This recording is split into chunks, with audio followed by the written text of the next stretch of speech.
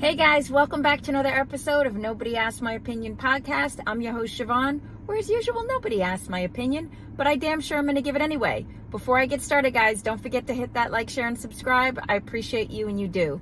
All right, guys, what am I talking about today? I'm talking about, I need some questions answered.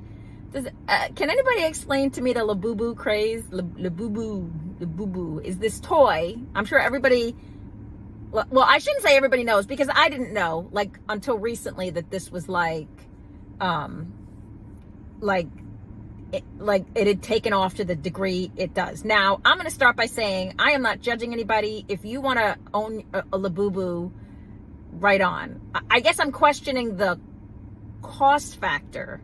Now, I guess the craze started, they've been around for a minute, at least a decade. I know I've seen them in desolated malls and on little kiosks and stuff. They're the little keychain monster type things. They look like a demonic Furby.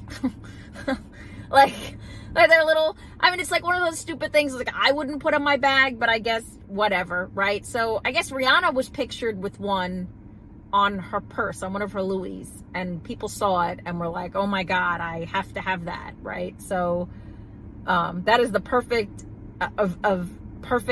explanation for influencing, right? Because it's but obviously that increased the price because these were in no way what they cost now. The price is driven up exponentially. They were 30. They started off $20 or $30.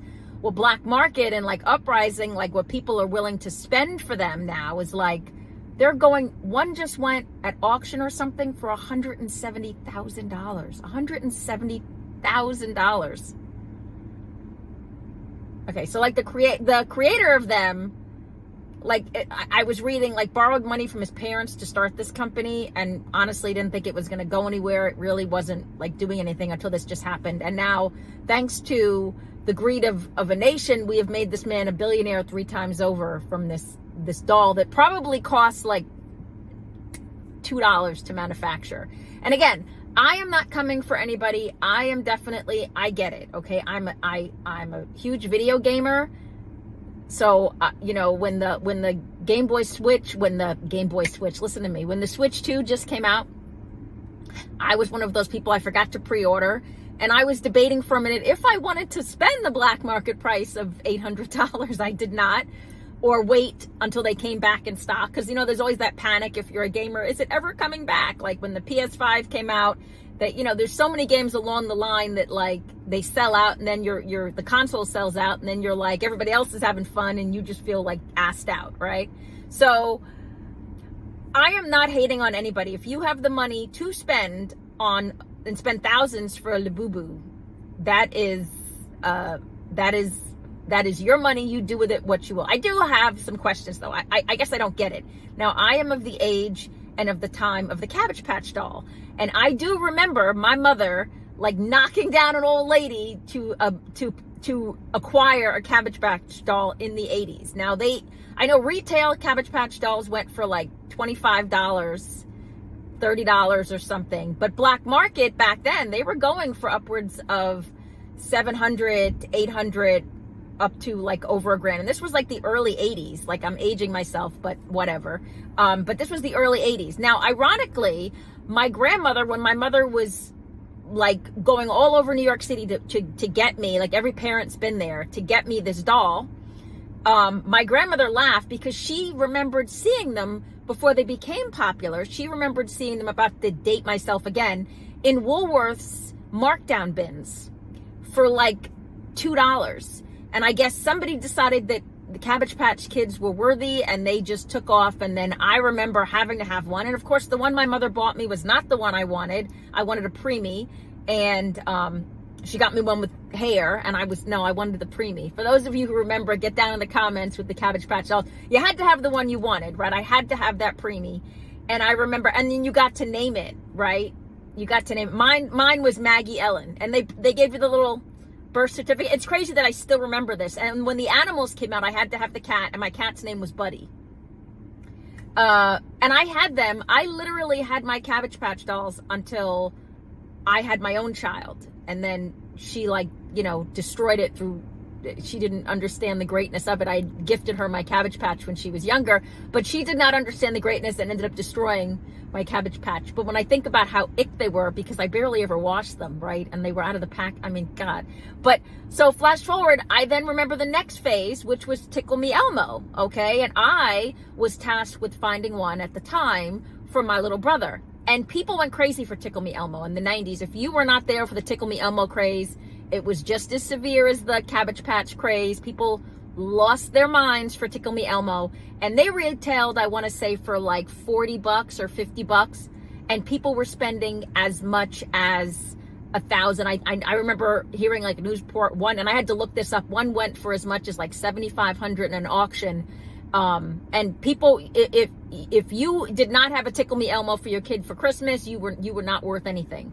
So then flash forward again, then we had the Furbies. We've always had an it toy where the world has this craving for this particular toy. And now currently it was the Tagamashis, whatever it was. By that point I was hitting, I was older, so it was like I didn't care. But the LABUBUs, you have adults, obviously. This is not a kid toy. This is like adults are buying this. And again, it's always going to be something. I just feel like if, we have so many people struggling right now. And again, if you bought one, I am not hating on you at all. If you have the money to buy one, right on. But if I was like your landlord and I walked in and I saw like a LABUBU sitting in the corner, I'd have some questions.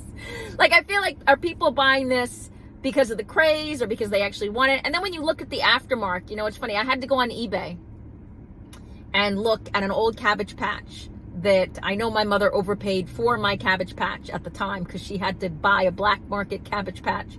And it's sad. I'm looking on eBay and the same Cabbage Patch that I had to have and this whole thing, is selling for like $20 on eBay now.